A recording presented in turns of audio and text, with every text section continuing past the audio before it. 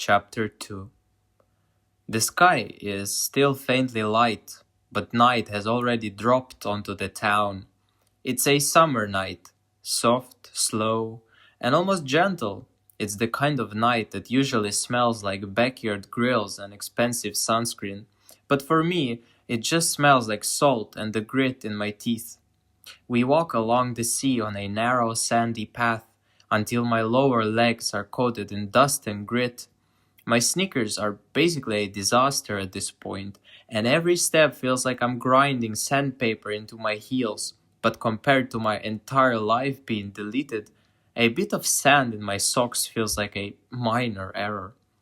We pass a faded billboard for a video game with a studio name I'd rather not mention from back when I was a normal person.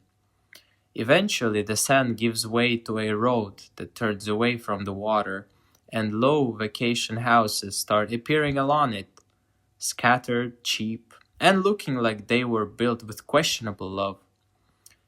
The streetlights are weak, so the town compensates with LED signs and glowing patterns everywhere, inviting tired people inside to rest, drink, and forget. Martha pulls me into one of those places. Inside it smells like alcohol and quiet laughter, the kind of atmosphere that makes you forget, for a second, that the world can still hunt you. We go straight to the bar stand. Martha tells the bartender she wants to see Nathan. A minute later, a short man with a small goatee comes out, smiles wide at Martha, and then his eyes hit me. He goes confused, like he's trying to decide if I am an idiot or an impending apocalypse. Mar, he hisses, leaning over the counter so far that I can smell the beer in his breath. Did you just bring me a criminal? Don't ask questions, Martha replies, with her voice dropping the summer beach warmth and turning into cold steel again. We're staying here. You are out of your mind, he whispers. He is wanted. The bastard on the White Rock throne is looking for him, and the islanders too, for some reason. And if I can understand the first one because he sticks his long nose into everything, the islanders, I don't even know what to expect from them. I stand there trying to look invisible, but my forehead spiral gives a little pulse, as if it's bored and wants attention. Nathan's eyes flick to the mark for a split second and he shivers. Nathan, Martha says quietly, with her eyes flashing red for just a heartbeat. S'il vous plaît. And if they burst in here and arrest me, because you decided to sleep over with him. Nathan, she repeats, and this time it sounds like a warning wrapped in silk. It's one night. One. He holds her gaze for a long moment. His jaw is working like he's doing math he absolutely hates. I have a condition, he finally says. I'm listening. If they come, he says flatly, looking me dead in the eye with zero sympathy, I hand you over, both of you, immediately. Nathan, I am not risking my business, he cuts her off. You know that. Martha's hand taps at the bar. Once, sharp. Fine, I agree. He tosses a keyring onto the counter. Room 6. Find it yourself. Hope I see you again. He disappears into the back like a man running away from his fate. The streetlight is barely pushing through the curtains in the room. In the thick half-dark, I can make out a wardrobe, 2 beds and nightstands.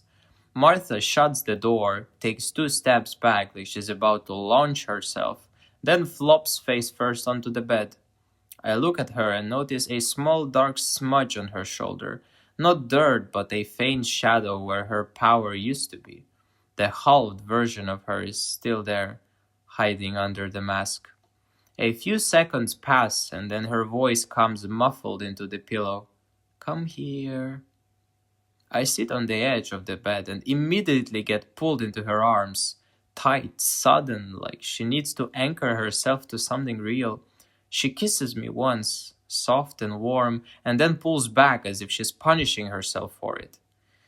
"We need to survive until the morning," she says. "There was a tail about a kilometer behind us. I didn't want to fight in the daylight.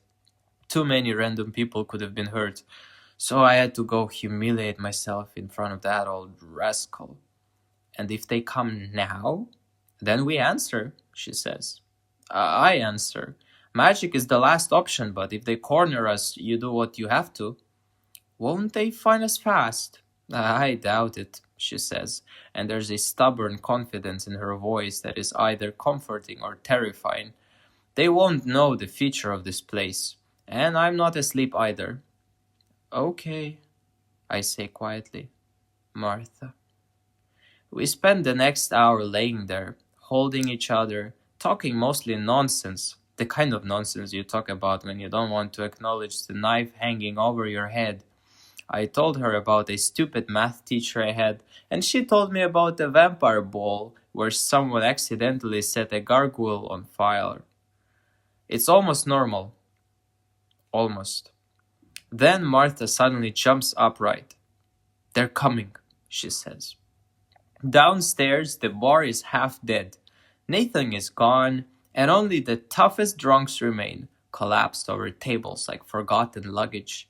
Martha stands in the center of the room and starts making precise movements with her hands, drawing something invisible in the air. Red sparks appear around her, then multiply, filling the first floor like tiny red stars drifting in the air. She looks at me, almost playful. "One of these can kill a person. And you are saying that like you're happy about it." "I am," she admits, and for a second something ugly and delighted flashes through her eyes. It feels like almost unlimited power. Then she softens immediately. "Don't be scared, mon cher. I won't touch you. You're good." A loud knock slams into the door. "Martha Felicia." Louise's voice is as smooth as expensive butter. "If you are willing to hand over the subject, I believe we can forget our past incidents." Martha's face darkens like someone turned the lights off inside her. "Louise?" she says, and it isn't a greeting. "You have no business here. I am not giving you Max. Reality will not just bend down to your plans. If you want him, fight me. Fair." "I hear you, respected lady," Louis replies calmly. "In that case, good luck." Right after those words, the walls of the bar start to crack. Martha reacts instantly. The sparks snap inwards, forming a sphere around us. The world disappears behind red haze. And then a massive explosion hits. The building shudders. My stomach drops. My ears ring. When the haze clears, I'm looking at something my brain refuses to accept. Burned black earth and ash drifting down like gray snow. Louis approaches us quickly. Portals are opening around us, and people in black armor with gold patterns step out in silence. Disciplined, fast. I look at Martha. There's no life in her face. She looks like paper. Her fingers clamp around my hand so hard it hurts, and they're trembling.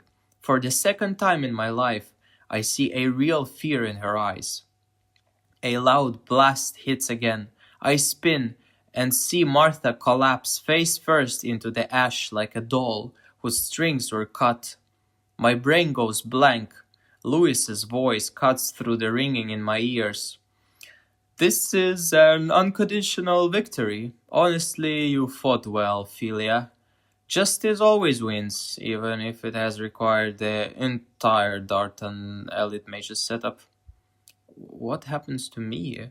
I ask, with my voice sounding like it's coming from someone else. Louis tilts his head, hearing me. "You will be fine, my boy. You fell into the hands of a monster, somewhere safe, away from this." "And Martha?"